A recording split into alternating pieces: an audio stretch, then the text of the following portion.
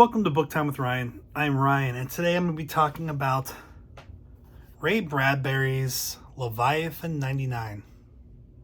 This is an Easton Press copy, a first edition and signed copy. It's beautiful. I have a couple Easton Press books. I also have one Franklin Library book that's signed. I know a lot of people collect Easton Press or Franklin Library or these nice looking leather bound books. I don't, but I loved the way this book looks. I think it's beautiful. It's small. It's a novella, but it is just, I love the color and kind of the raised, I don't know what it's called. I wish I did. This is, why is it not focus?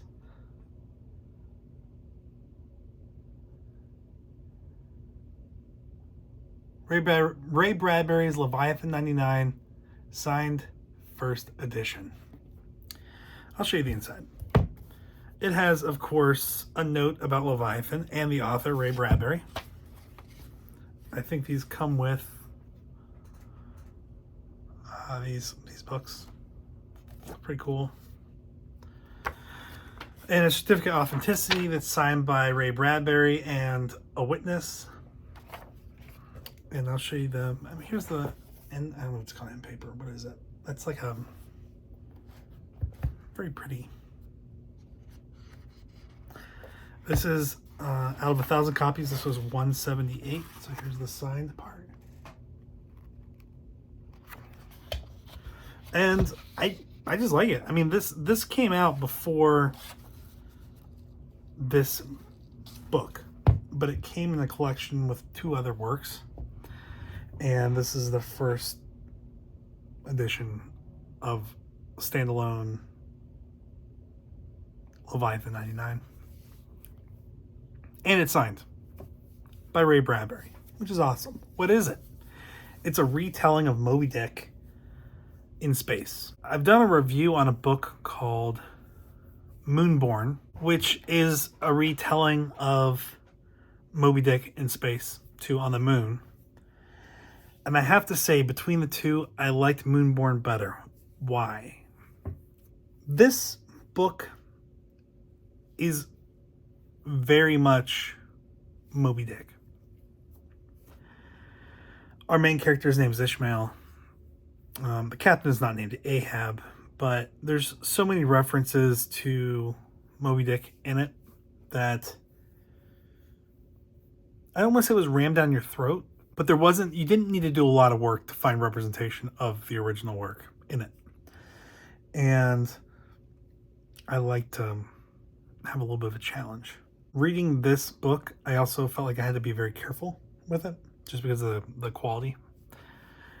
And so I wasn't always comfortable reading it just because of the way I had to hold it. The other thing that I found reading this book, I've done a review of Green Shadow, White Whale, where Ray Bradbury talks about it. It's supposed to be fictional, but it's basically about his time writing the screenplay for the 1956 Moby-Dick.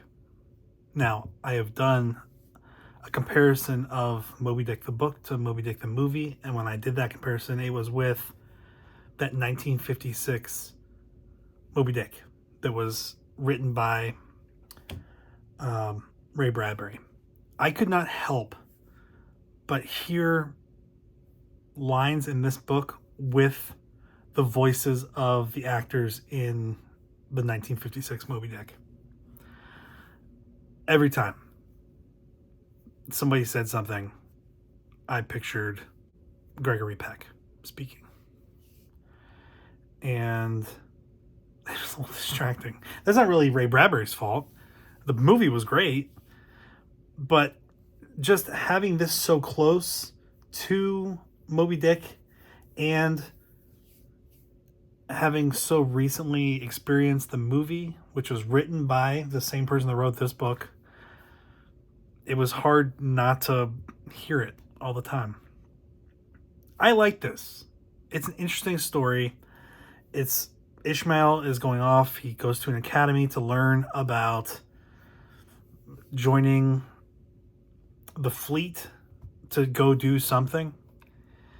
And he is put on a spaceship, and the captain, instead of going to explore and categorize things, collect things, the captain wants to go to find this white comet, the Leviathan, which apparently is a planet killer.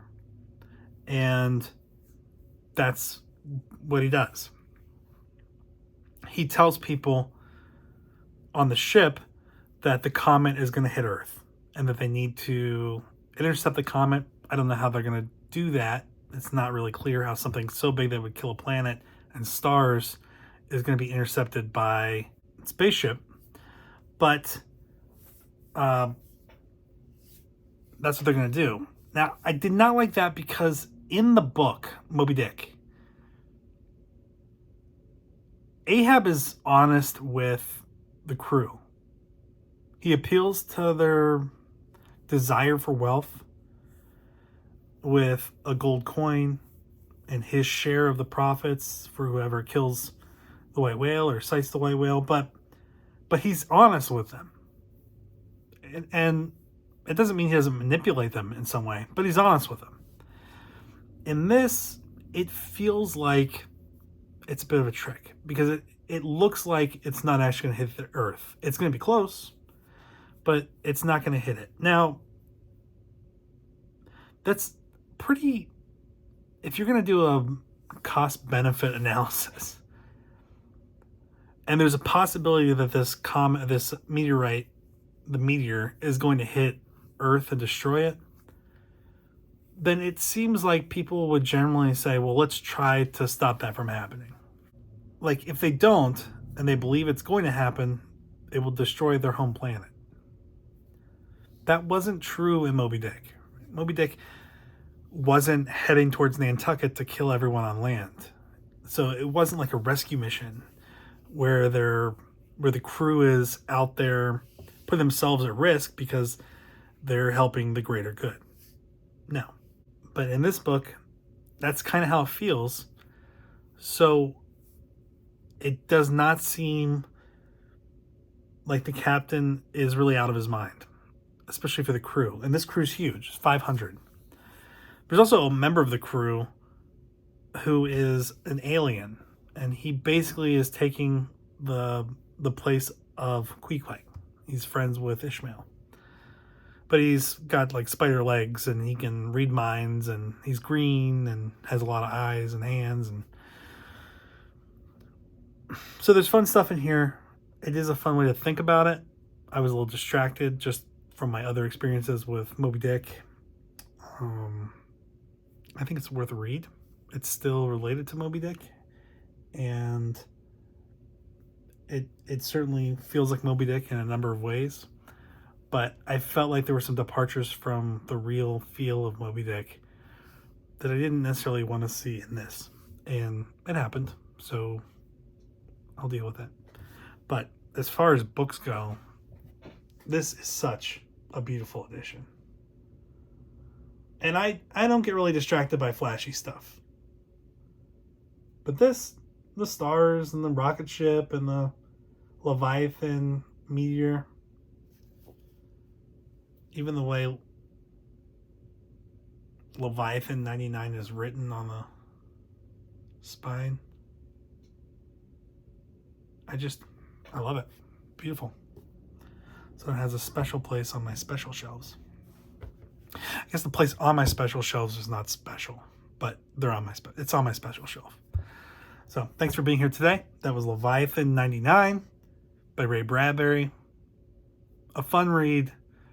Does not measure up to Moby-Dick, but is fun. And I should say it was also created initially as a radio drama that was played in on BBC. So It did not start out as a book, but eventually it became a book with some additions and reworkings. And I think this is probably, it's supposed to be like twice as long as the radio drama was written up. It's got under 100 pages. I think it's around 95, 97 pages, 98 pages. So it's a quick, short read, and the pages are, this is not small print. It's pretty good size type, so it's not going to take you more than, I think it took me a couple hours maybe, with distractions. So, all right, thanks for being here. Have a good one. Bye.